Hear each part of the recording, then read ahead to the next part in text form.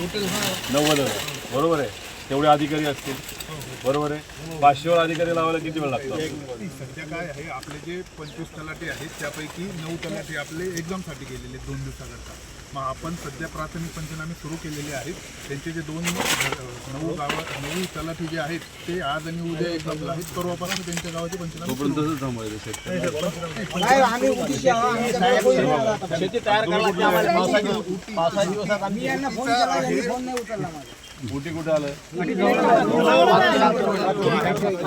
असं काम करा ना.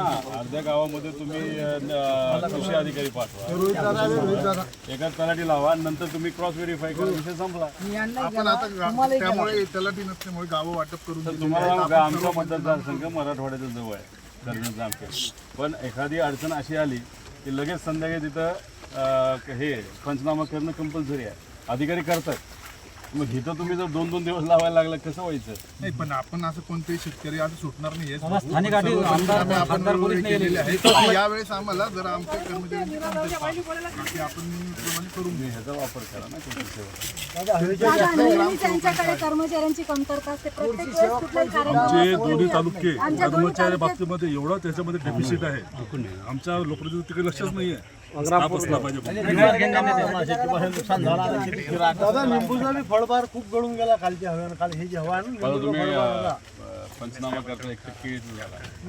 लिंबूची इतका फळबार गळून गेला. तुम्ही 40% वगैरे काय बघू नका. शेतकऱ्याचा विचार करा. 500 सरसकटच करा ना. 100% नुकसान आहे. काय 100% नुकसान आहे. काय होणार आहे? भार पडलेला असेल, झाड उभंच दिसेल तुम्हाला. पण त्यांना उत्पादन केलं ना ते तुम्हाला 100% नुकसानात घ्यावं लागेल. आपण घेतो. तहसीलदार उभे असले काही कामाचे राहत नाही. एक मिनिट, याचा इन्शुरन्स वगैरे नाही साईडच बंद झाली. ज्यावेळेस काढायला गेला ना साईडच बंद झाली म्हणतात. येत नव्हते. खूप असतात सर. खारमनपट्टे दाखवले संत्रा वगैरे असं काय खारमनपट्टे दाखवले आमचा विमा पण निघत नाही आणि ह्याचा विमा निघतच बाकीचा निघतो. लिंबाचा विमा निघावा यासाठी आम्हीच तर भांडलो. आणि तो विम्यात आलंय ते लिंबाला गेला बऱ्याच अडचणी. आणि दुसरं रोहित दादा, इकडे कांदा उत्पादक सुद्धा खूप आहे. दादा 22 मार्चला झाली. 22 मार्चला सुद्धा आंदोलन चालू आहे आपलं नाशिक पुणे वगैरे कांद्यासाठी.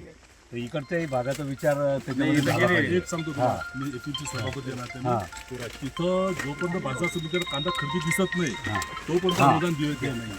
आमच्याकडे काय, आमच्याकडे लोक शेतातूनच कांदा देतात. कांद्यात आपण काय केलंय बघा, आपण नाशिकला 2 आंदोलनं केली, पुण्याला केली. आता नाशिकचा जेव्हा भाव वाढतो तेव्हा अख्ख्या महाराष्ट्रात त्याचा परिणाम होतो. नाशिकमध्ये 18 मे दरम्यान भाव होता 4 ते 5 रुपये. ओके, पहिला. आणि व्यापारी विकतात, ते जे फार्मर प्रोड्युसर कंपनी आहे ती विकते नाफेडच्या रेटला. म्हणजे तुमच्याकडनं गेला 5 रुपयाला आणि विकला तो 15 रुपयाला नाही तर 20 रुपयाला. नफा किती झाला? आपण मागणी केली की मार्केट कमिटीमध्ये घेतलं पाहिजे, त्यांनी मान्य केली. ते महत्व. म्हणजे तुमच्या समोर, म्हणजे आता तुम्ही व्यापारी, मी नाफेड आहे, हे शेतकरी. मी बोलला चल 20 रुपये, तुम्ही म्हणा नाही 21 रुपये, मी बोलला चल 22 रुपये. म्हणजे कॉम्पिटिशन तयार होणार. दुसरं आपण काय म्हणतोय, 2 लाख घेऊ नका, 10 लाख घ्या. तर ती मागणी आपली होती, त्यांनी 2 लाख मान्य केलं. नंतर आता 10 लाख मान्य केलं राज्य सरकारने, केंद्राने नाही. पण 10 लाख जर घेतलं आणि इथंच विकलं परवडणार नाही, भारताच्या बाहेर काढा. आणि तिसरी मागणी आपली जी आहे, चौथी, ती आहे ज्या शेतकऱ्यांनी आतापर्यंत कांदा दिला त्याला 15 रुपये अनुदान द्या. तुम्ही दिला असेल तर तुम्हाला 15 रुपये मिळावं अशी आमची मागणी. दादा यांनी फक्त जळगाव तालुक्याचा उल्लेख केला. जळगाव आणि संग्रामपूर दोन्ही तालुक्यामध्ये केळीचं फार मोठं नुकसान आहे. तालुक्याचे शेगावात ऐकला मी. खूप मोठं नुकसान आहे. हेक्टरी नाही, एकरी 1 लाखाच्या वर मदत झाली पाहिजे. कारण की जवळपास संग्राम तालुक्यात गेलेले, बांधूरला गेले. 2-2.5 लाख रुपये, 3 लाख रुपये एकरी खर्च लागते ना.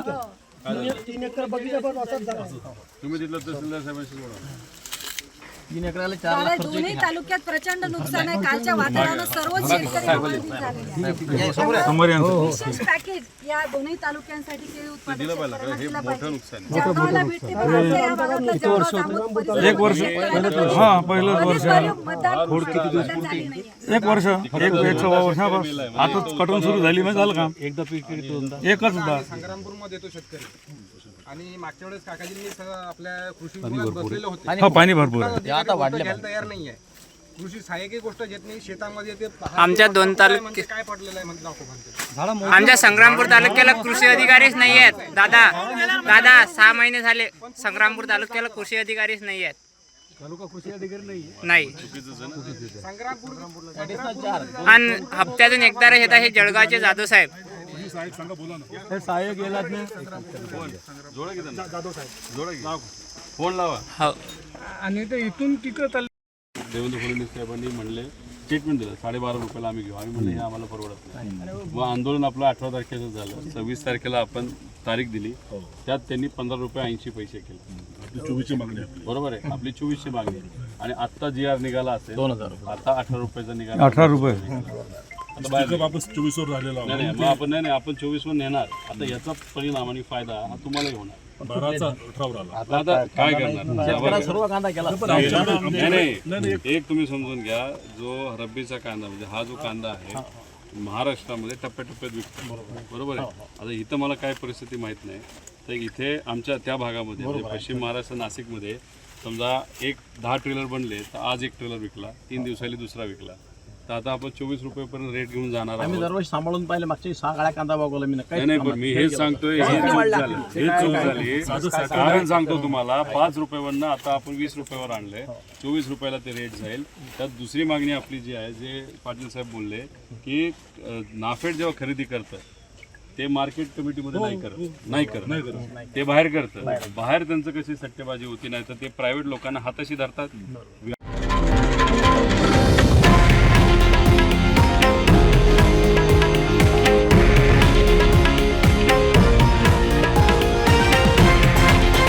हे आहे देशातील नंबर 1 न्यूज नेटवर्क आणि आपण पाहत आहात TV9 मराठी, एकमेव.